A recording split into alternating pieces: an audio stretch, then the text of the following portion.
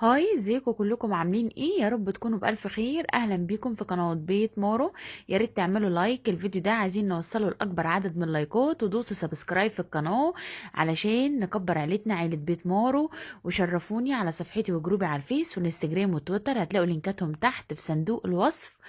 وفعلوا زر الجرس لكل الاشعارات عشان يوصل لكم كل فيديو يومي انا بنزله. ويلا بينا نبتدي وصفة النهاردة التحفة جدا. وصفة النهاردة هي اللي تشيكن وينجز الكريسبي. تمام. انا عامله على القناه قبل كده تشيكن وينجز بالصوص تحفه. تمام، هحط لكم اللينك بتاعه في صندوق الوصف. النهارده هنعمل اللي تشيكن وينجز الكريسبي.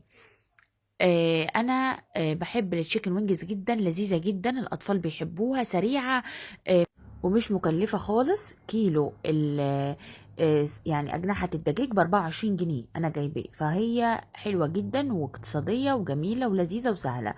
انا ده نص كيلو. تمام بالظبط، هعمله كريسبي زي طريقه كنتاكي. هحط عليه شويه بهارات كده حلوه. تمام، وهنعمله تغليفه حلوه وهنقليه. تمام. معايا معلقه ملح صغيره، معلقه فلفل صغيره، معلقه بابريكا، ومعلقه جنزبيل. تمام، وهحط معلقه مرقه دجاج فوريه.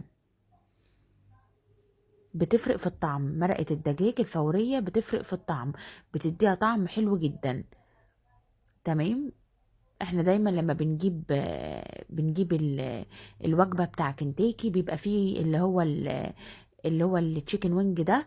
تمام، طبعا كلنا بنتخانق عليه، بيبقى طعمه تحفة بجد. فاحنا هنعمله في البيت وبجد هيطلع معاكم كريسبي جدا، ولا هيبقى فيه دم من جوه، وهتبقى طيبه وتحفه ومن غير سلق ولا حاجه. تمام. انا حطيت ايه دلوقتي؟ حطيت معلقتين زبادي. ليه الزبادي؟ علشان الزبادي لما بتقعد في التتبيله دي اللي هي الزبادي والبهارات، تمام، بتطري انسجه لحم الفراخ كويس جدا. تمام، وبتخليها لما تيجي تتقلي تبقى طرية وكريسبي كده من بره، وبتبقى تحفة جدا. فاللي حطيته هقول له تاني: معلقة زبادي كبيرة، معلقة ملح صغيرة، معلقة فلفل صغيرة، معلقة بابريك صغيرة، معلقة جنزبيل صغيرة، ومعلقة بودرة ماجي الفورية. حطيتها في التلاجة علشان خاطر تكتسب كده من التتبيلة طعم. ودلوقتي هعمل ايه؟ جبت شوية دقيق وعليهم شوية خلطة الدجاج المقرمشة. دي بتجيبوها من عند العطار، ممكن تجيبوها مكيسة زي اللي انا جايباها دي من السوبر ماركت، وممكن من عند العطار. تمام، اللي عند العطار برضو جميلة جدا. او ممكن تجيبوا الكورن فليكس المطحون، ده بيبقى تحفة برضو في التشيكن وينجز الكريسبي. ادي الخلطه معايا، وحطيت عليها شويه بهارات كده، الخلطه برضو من اللي احنا حطيناهم على التشيكن وينجز. تمام. ودي ميه ساقعه او من الحنفيه، مش هتفرق كتير. تمام، علشان اعمل دبل للتغطيه بتاعه الفراخ. تمام، يعني بدل ما تبقى تغطيه يعني طبقه واحده بس، لا، تبقى طبقتين كده، وتبقى ايه الطبقه دي كريسبي، تبقى كده ايه غنيه كده وحلوه ومقرمشه. تمام، ده بيحصل ازاي؟ بنديها الاول تعفير الدقيق، بعد كده بحطها في الميه غطسها، وبعد كده بطلعها. على فكره انا عندي وصفتين على القناه، بروست وعندي كنتاكي. تمام، برضه هحط لكم اللينك في صندوق الوصف، هحط لكم 3 لينكات في صندوق الوصف: وصفه الفراخ الكنتاكي، وصفه الفراخ البروستد، ووصفه اجنحه الدجاج اللي بالصوص. تمام، صوص الباربيكيو. تمام، عندكم كذا وصفه هتعجبكم بجد. شايفين انا بحطها الاول في الدقيق، بعفرها كده واحطها في الميه، وارجع اعمل لها الطبقه التانية. بس بصوا بقى، في ناس هتسألني هتقولي انت قلتي في الفيديو بتاع أجنحة الدجاج اللي بصوص الباربيكيو ان انا بحوش القطعة اللي هي الرفيعة دي في الجناح عشان دي بتعمل زفارة. تمام، كلامكم كويس جدا. بس في دي بس بحوشها في الوصفات اللي بتبقى فيها صوصات وكده.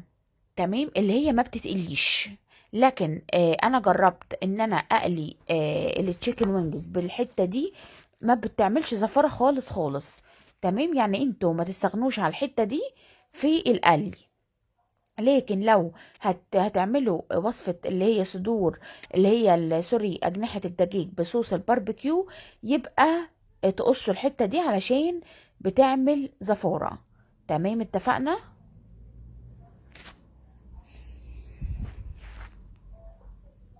انزلوا بسرعة، حطوا لايك الفيديو ده يلا، علشان يوصل لأكبر عدد من اللايكات. وعايزين كل اللي ما اشتركش في القناة يشترك، علشان ان شاء الله بعد ما القناة تكمل 100,000 مشترك، هعمل مسابقات حلوة جدا جدا هتعجبكم. دلوقتي انا خلصت الكمية بتاعتي، جيت على البوتاجاز، جبت الطاسة بتاعتي اللي انا بقلي فيها على طول، حطيت لها زيت. تمام، زيت يكون مش لازم غزير قوي، بس زيت يكون معقول يعني في الطاسة، لا غزير قوي ولا مسطح. تمام، هبتدي انزل بالوينجز بتاعتي، وهسيبها مش هقلبها خالص غير لما تاخد لون من تحت.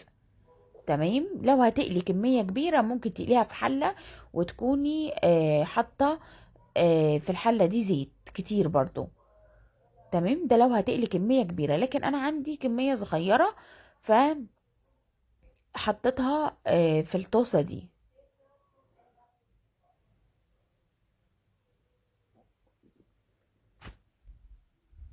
وصفة حلوة جدا. عارفين انا عملتها مع ايه؟ انا عملتها مع مكرونة ريد صوص سباكيتي تحفة. كانت وجبة جميلة جدا، وابني كلها وحبها جدا جدا، لان مفيش طفل ما بيحبش الاسباجيتي، او في طفل ما بيحبش الوينجز بصراحة، يعني بيحبوها جدا الاطفال. حتى لو طفل ما بيحبش الفراخ يحب الوينجز. تمام، فانتوا لو عملتوها تبقى غدوة لذيذة جدا وحلوة جدا. تمام،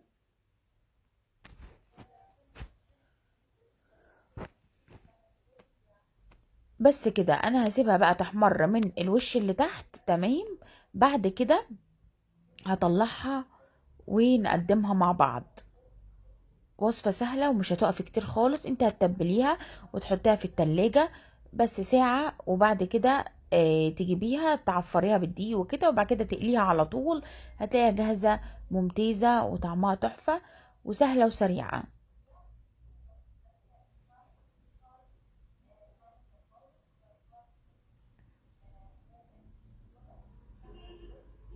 لكل اللي لسه مشترك في القناة، انا عندي بلاي ليست او قائمة تشغيل حلوة جدا، فيها وصفات بجد كتير حلوة، يا ريت تشوفوها.